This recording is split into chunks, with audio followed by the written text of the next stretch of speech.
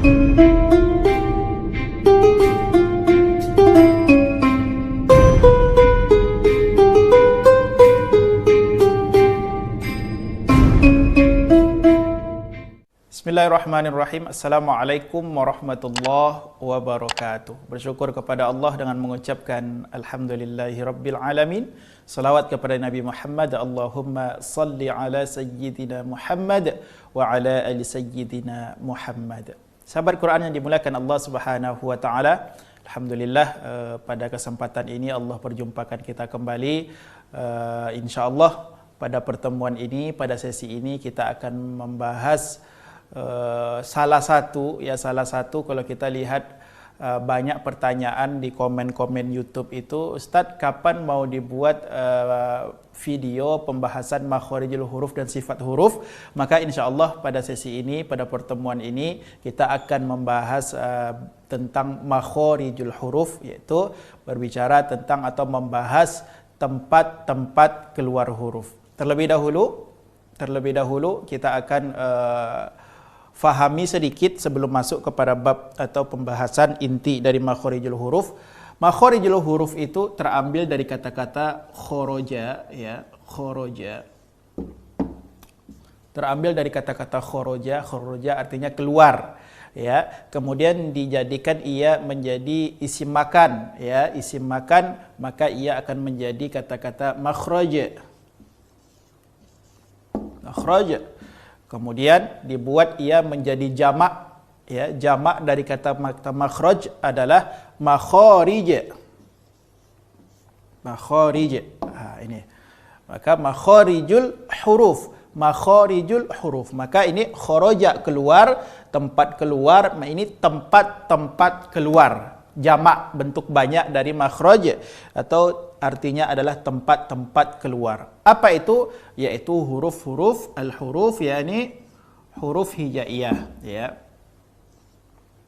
Yaitu tempat-tempat keluar huruf hijaiyah. Ini yang akan insyaallah kita bahas, ya, pada sesi ini insyaallah. Kemudian apa sih pentingnya kenapa kita harus mengetahui makhorijul huruf? Apa pentingnya kita mengetahui makhorijul huruf, tempat-tempat keluar huruf? Karena ketika kita membunyikan huruf-huruf hijaiyah, ketika salah tempat keluar huruf, ya, salah tempat keluar huruf, maka ia akan merusak bangunan kalimat itu sendiri, ya. Dan ketika rusak bangunan kalimat, maka ia akan merusak makna ayat. Dan ketika rusak makna ayat, maka tak sesuai lagi dengan yang dikehendaki Allah Subhanahu wa taala. Kita ambil satu contoh, ya. Kenapa kita harus mempelajari makhorijul huruf? Apa pentingnya makhorijul huruf? Contoh sering kita lihat, ya, apalagi ayat, ya, ayat yang sekarang ini populer di bulan Ramadan ini, yaitu Al-Baqarah 185 yang berbicara tentang Allah menurunkan Al-Quran di bulan Ramadan. Akhir ayatnya berbunyi la'allakum tashkurun.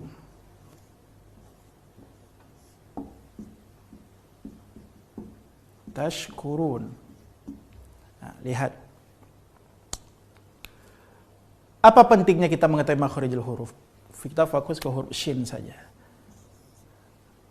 Makhraj dari huruf shin ini, makhraj dari huruf shin ini adalah wastul lisan. Wastul lisan, tengah-tengah lidah nempel ke tengah-tengah langit-langit atas. Ini. Ketika kita tidak memberikan pada makhrajnya, ya, tidak keluar pada makhraj tengah-tengah lidah, maka sebahagian dari kita membacanya menjadi taskurun. Lihat. Ketika tertukar huruf shin menjadi huruf sin, ini adalah disebabkan apa? Karena tidak faham tempat keluar huruf. Kalau shin tempat keluar hurufnya adalah tengah lidah, sedangkan huruf sin tempat keluar hurufnya adalah ujung lidah. Maka ketika orang salah menyebutkan tashkurun menjadi taskurun, mereka itu karena nggak faham tempat keluar huruf itu. Maka ketika rusak atau salah tempat keluar huruf, lihat rusak bangunan. yang seharusnya terambil dari kata-kata syakara berubah menjadi sakara. Rusak bangunan kalimat, dan ketika rusak bangunan kalimat ini, ya sahabat Quran yang dimuliakan Allah, maka dia akan merusak makna ayat. Merusak makna ayat. Yang seharusnya artinya la'allakum tashkurun pakai huruf shin syakara, mudah-mudahan kamu menjadi orang yang bersyukur. Kenapa? Karena Allah turunkan Al-Quran menjadi hudan, menjadi furqan. Akan tetapi ketika tertukar makhorijul huruf, maka rusak. Jadi taskurun, mudah-mudahan kamu menjadi orang yang mabuk. Itu lihat. Ketika salah makhorijul huruf, maka akan merusak makna ayat. Dan ketika sudah rusak makna ayat, maka otomatis akan tak sesuai lagi dengan yang dikehendaki Allah Subhanahu wa taala. Yang seharusnya ini artinya adalah positif, tertukar hurufnya menjadi negatif. Maka ini bahaya, tidak boleh terjadi, dan kesalahan-kesalahan ini adalah kesalahan jali yang dapat merusak makna ayat. Enggak boleh terjadi. Ya, makhorijul huruf sudah, kemudian pentingnya makhorijul huruf, kemudian yang ketiga, sebelum kita masuk kepada pembahasan yang ketiga, ulama yang mempelajari ilmu tajwid berbeda pendapat tentang jumlah dari makhorijul huruf itu berapa. Ya, makhraj am, ya, makhraj secara umum ada 5, ya, secara umum ada 5. Yang pertama namanya al-jauf.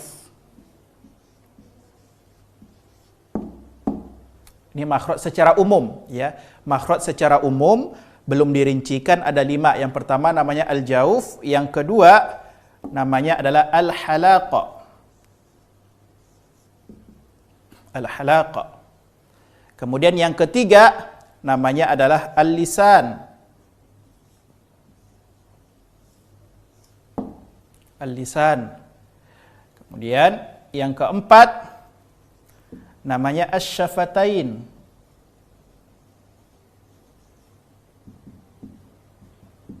Syafatain. Dan yang kelima namanya adalah al-khayshum.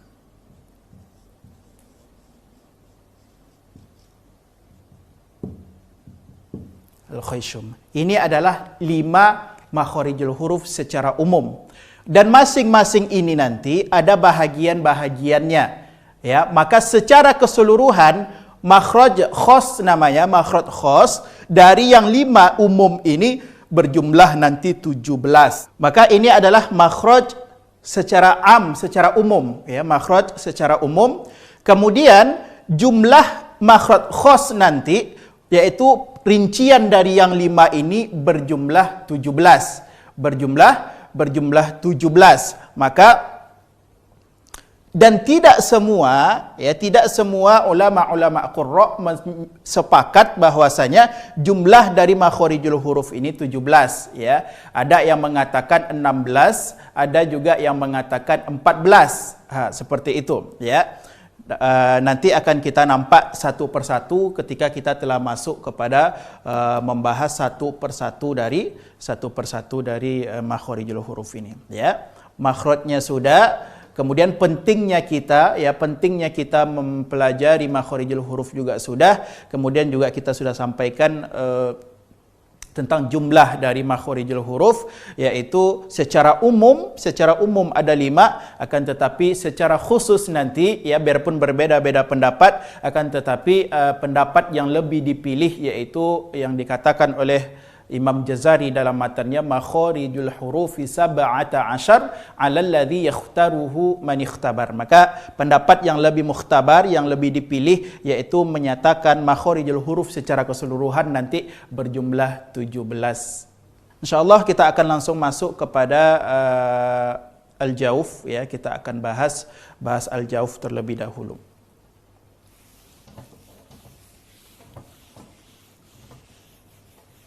Sahabat Quran yang dimuliakan Allah Subhanahu wa taala, kita bahas satu persatu dari 5 makhraj secara am atau umum tadi. Ada 5. Insyaallah pada bab makhrijul huruf ini akan kita jelaskan satu persatu dari yang 5 tadi. Baik, yang pertama makhrijul huruf itu namanya al-jauf. Apa al-jauf itu? Al-jauf itu adalah rongga mulut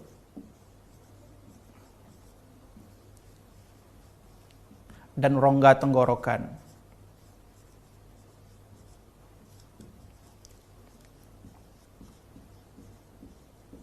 Ini arti al-jauf ya. Al-jauf adalah rongga mulut dan rongga tenggorokan. Apa maksudnya?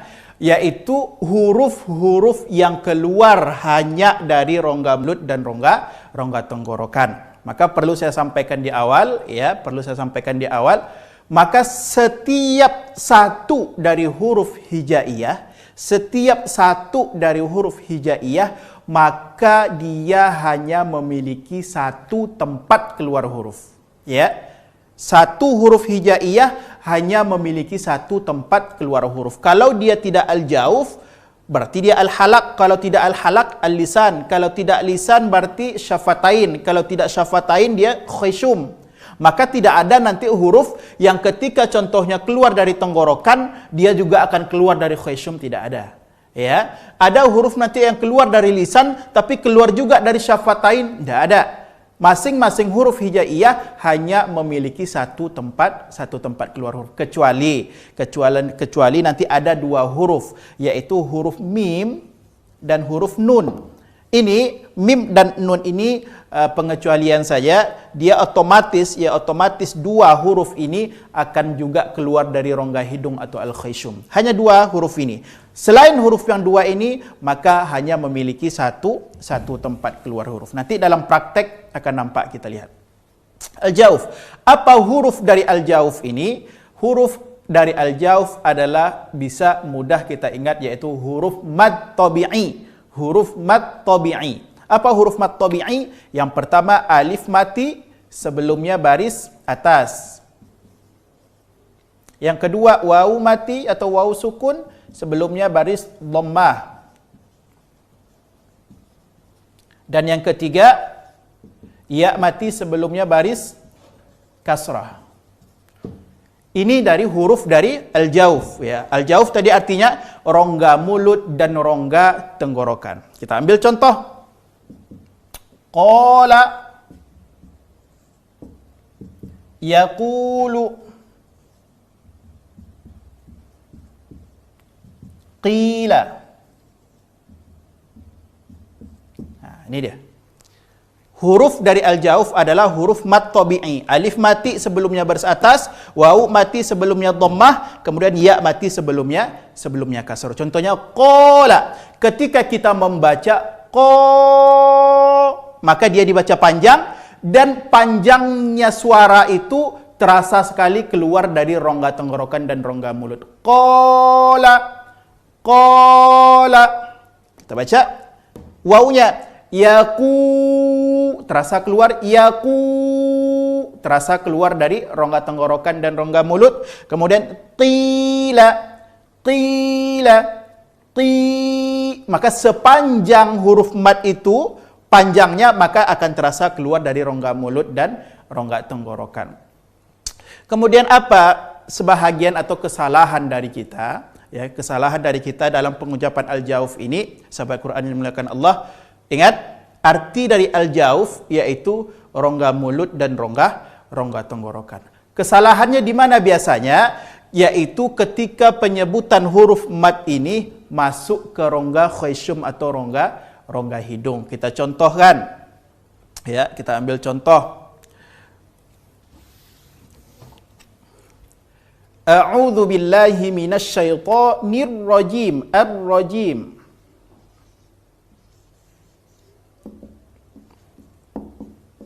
Oke, lihat.